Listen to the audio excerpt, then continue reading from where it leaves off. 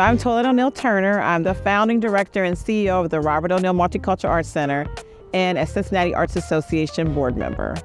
So my career's been through many changes. I've been a diversity director. I've been in education for over 21 years. I also have worked in the arts for almost 30 years. My father was an activist here in the city, fought for disability rights. He worked to prevent homelessness. And of course, he was a civil rights leader. So my whole life, I saw him engage in the community using art as the tool to do that. My dad valued that people are the impact that makes change. There's no other responsibility than taking care of your own community.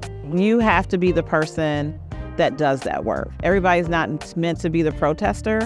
Everybody's not meant to be on the front line, but if you can even make the lemonade, find your place to be part of the change. To me, art is activism. I don't see them being separate.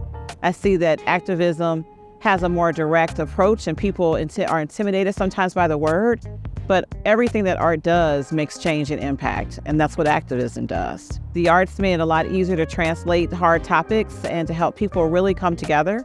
It is always consistent in being a tool for change and growth, and it also is a healer.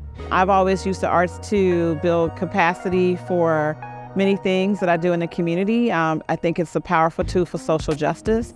I think it also allows us to grow and build capacity around the dynamics of inclusion and how we can be open. The Robert O'Neill Multicultural Arts Center that's here in the West End, we're going to occupy and live in the historic Regal Theater. So the center is going to be a hub for African American and multicultural creatives.